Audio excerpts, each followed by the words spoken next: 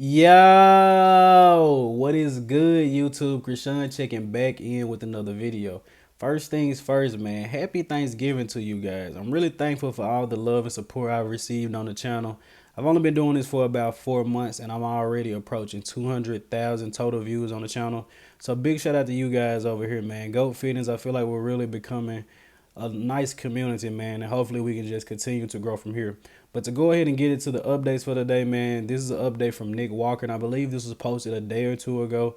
Nick looks huge, man, and there's a lot of talk about Nick's health with a lot of the deaths going on in bodybuilding. But me personally, I think Nick gets often blood work, and he's also an athlete with Raw and Revive, and I know they have a lot of health supplements, and I'm pretty sure Nick uses them. And just Nick is one of the up and coming guys, so I'm pretty sure the people around him are doing everything they can just to make sure that Nick's health is good.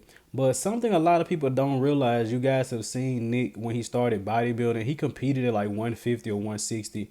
But if you guys actually know Nick Walker, he said he was around like 240 and pretty lean when he was in high school just naturally. He lost pretty much 100 pounds to compete in that competition.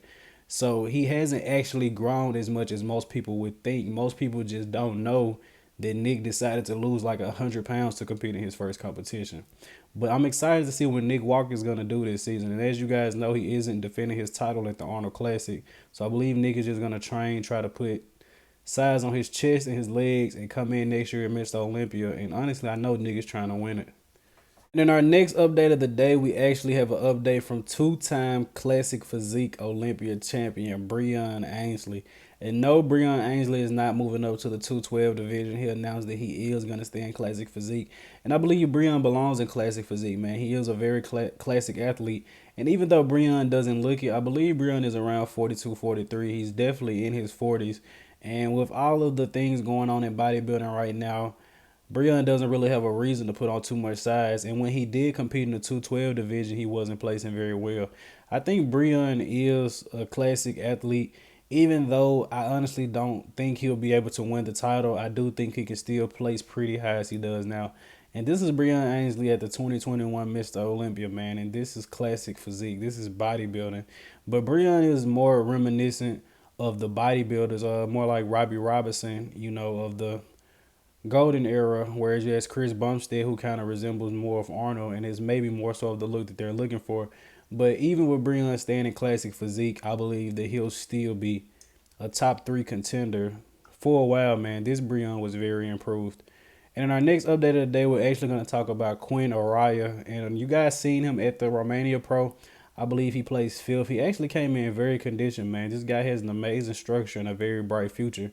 And he will be competing again at the Toronto Pro. I believe it's in a week or so.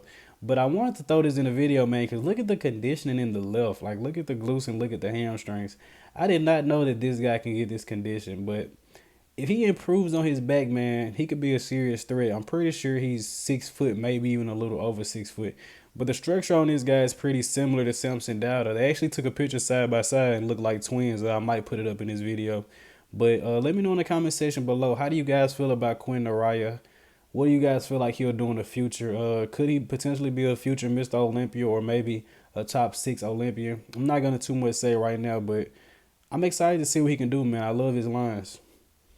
And in our next story of the day, we actually have a physique update from William Bonac, but I actually want to read off this caption for you guys first.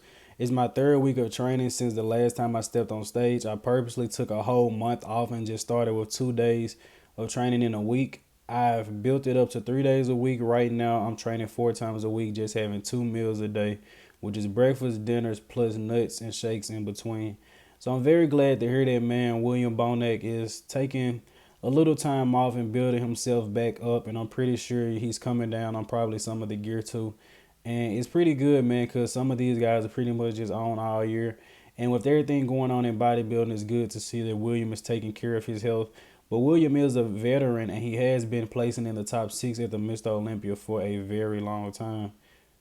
Yeah, I had to double check, make sure. Yes, he placed 6 this year, so he still is in the top 6, man. And that's a great accomplishment to be placing continuously in the top 6. But he still has the signature roundness and the bubbliness. I'm not sure if his midsection is getting wider or if he's just lost size in his legs, making his midsection look wider. But other than that, William looks like he's downsized some of the legs that we seen in this past year's Mr. Olympia. But William actually didn't qualify, so he's gonna have to do a competition to qualify for the Mr. Olympia. But I'm excited to see what William is gonna bring to the stage, man. One of my favorite physiques, and hopefully he still has more in him, man. So I'm excited to see what William and Rolly do this season. Hopefully they can bounce back and give some of these young guys a run for their money. And in our last story of the day, we're actually going to take a look at this physique update from Ramon Dino or Ramon Quiros. I'm not sure which one he actually goes by the most, but he'll be competing this weekend in the Expo Pro Show. And to my knowledge, there is not any top Olympians that's going to be in this show, so this should be his ticket to the Mr. Olympia. This guy has a lot of fans, man. He just placed top 5 in the world at the Classic Physique Mr. Olympia, so he is fifth actually in the world in Classic Physique, and huge fan base, man. Huge potential for this guy. A lot of people think he'll be able to beat Chris Bumstead soon, but I'm very excited to see the package that he's going to bring to the stage here. I'm pretty sure he's going to win. Of course, it's not a knock on the other guys, but this is the top 5 physique in the world, so it's gonna take a top Olympian to pretty much beat him unless he just doesn't show up pretty much. But I will update you guys on the status of who wins that show, but I actually won't be covering the entire show. But I hope you guys did indeed enjoy this video, man. Have a happy Thanksgiving. Like, comment, and sub. I'm out.